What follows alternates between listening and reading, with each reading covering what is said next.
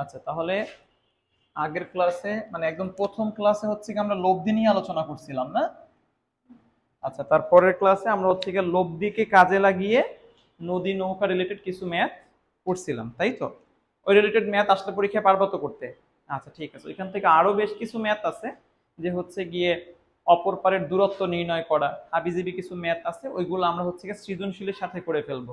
কেমন? আর কিছু থিওরি আছে, যেমন হচ্ছে গিয়ে ভেক্টরের কয়েকটা সূত্র আছে, বহুভুজ সূত্র, ত্রিভুজ সূত্র, সামান্তরিক সূত্র, ওইগুলো আমরা নেক্সট ক্লাসে পড়বো। আজকের ক্লাসে আমরা যে জিনিসটা পড়বো সেটা হচ্ছে গিয়ে ভেক্টরের উপাংশ। কি পড়বো? ভেক্টরের উপাংশ। ভেক্টরের উপাংশ পড়ার আগে আমার সাথে একটু খেয়াল করবা। ধরো এইটা হচ্ছে আমার এক্স অক্ষ আর এইটা হচ্ছে ওয়াই অক্ষ। কেমন? আমি একটা বস্তুকে এই জায়গা থেকে নিক্ষেপ করলাম। তাহলে মনে করো একটা বস্তুকে তুমি একটু চিন্তা করো যে আমি এরকম আমার হাতে একটা বস্তু আছে, এই বস্তুটাকে ধরে আমি খাড়াভাবে উপরের দিকে নিক্ষেপ করলাম। তাহলে বস্তুটার গতিপথটা কেমন হবে? প্রথমে হচ্ছে কি এভাবে করে উপরের দিকে উঠে তারপর আবার নিচে নামবে। মানে এইটাকে যদি আমি একটু এইখানে দেখাতে চাই, তাহলে বস্তুটা এইভাবে করে উঠবে, ওঠার পরে আবার কোথায় নামবে? নিচে নামবে, তাই তো? তাহলে আমি এইখান থেকে ধরো বস্তুটাকে ভি বেগে নিক্ষেপ করলাম। কত বেগে? ভি বেগে নিক্ষেপ করলাম। আমার সাথে একটু মনোযোগ সহকারে এটা খেয়াল করবা।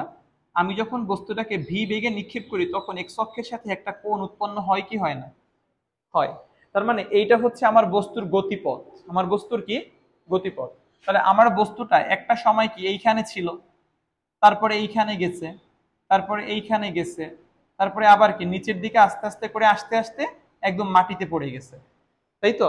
তাহলে আমার বস্তুটা তো এই জায়গা থেকে উপরের দিকে যাওয়া শুরু করছিল। এবার একটু খেয়াল করো, বস্তুটা কোনো একটা সময় এই বিন্দুতে আছে কি নাই? অবশ্যই আছে। যেহেতু বস্তুটা কোনো একটা সময় এই বিন্দুতে আছে, আমি এইখান থেকে যদি একটা নিচের দিকে দাগ টানি, এখান থেকে একটা সামনের দিকে দাগ টানলাম, কিছুক্ষণ পরে আমার বস্তুটাকে আরেকটু উপরের দিকে গেছে।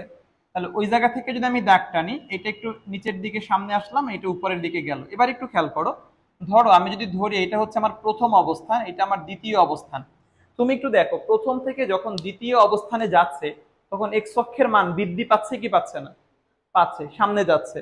ওয়াই অক্ষের মানও বৃদ্ধি পাচ্ছে কি পাচ্ছে না? পাচ্ছে। তাহলে তুমি যে বেগে বস্তুটাকে নিক্ষেপ করতেছো, ওই বেগটা কয়টা ভাগে ভাগ হচ্ছে? দুইটা ভাগে ভাগ হচ্ছে, একটা এক্স অক্ষ বরাবর আর একটা ওয়াই অক্ষ বরাবর। এই যে দুই ভাগে ভাগ হওয়া, এটাকে বলা হয় উপাংশ। কি বলা হয়? এখানে আমরা কাকে দুই ভাগে ভাগ করতেছি? বেগকে। কাকে? বেগকে। একটা এক্স অক্ষ বরাবর আর একটা ওয়াই অক্ষ বরাবর, এর জন্য এটাকে বলা হয় বেগের উপাংশ। কি বলা হয়? তাহলে একটু খেয়াল করো, আমার বস্তুটা কি শুধু এক্স অক্ষ বরাবর যাচ্ছে অথবা শুধু ওয়াই অক্ষ বরাবর যাচ্ছে? না, আমার বস্তুটা একই সাথে এক্স অক্ষ বরাবরও যাচ্ছে, আবার ওয়াই অক্ষ বরাবরও যাচ্ছে। বিষয়টা কি ক্লিয়ার? তাহলে আমার বেগের উপাংশ এখানে কয়টা?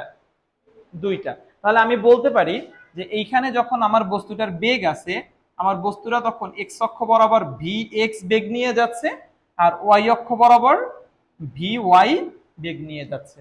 বিষয়টা কি ক্লিয়ার? সমস্যা আছে? আর এইখানে একটু খেয়াল করো, এক্স অক্ষের সাথে আমরা একটা কোণ দেখাইছিলাম, সেই কোণটার মান হচ্ছে থিটা। কোণটার মান কি? থিটা।